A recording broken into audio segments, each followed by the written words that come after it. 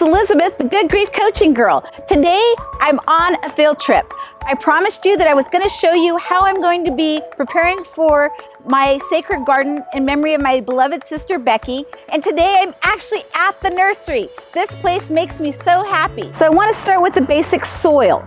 That is so important when we're doing this garden. And as I get ready for the Becky garden, it's been a while since I've treated the soil, so I'm going to go ahead and add 4 to 5 bags of all-purpose planting soil or mix, and that will be where I will be pouring these into the dirt and using it to nourish the soil. But I also use a conditioner. A conditioner is really important in your soil, especially if you've never planted in it before. So this here is a soil building conditioner.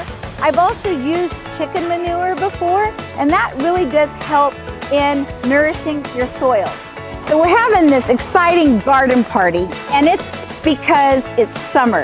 And as I told you before, summer is my vibe. So here we are at the nursery, and I'm really jazzed because these are called agapanthus, and they're already tall and ready in bloom, and I'm gonna use these in the Becky garden. One of the things I love about them is that they're instant gratification. So as we wrap up our field trip here at the nursery, I wanted to share with you that this is the last stop as far as what I'm going to be adding to my Becky garden. These are hydrangeas and they love the shade. I can't wait to put 2 or 3 of these in Becky garden so that it'll attract butterflies, bees, and wonderful hummingbirds.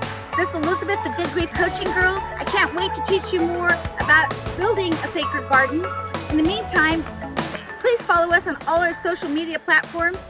Can't do, can do, so can you. See you in the community.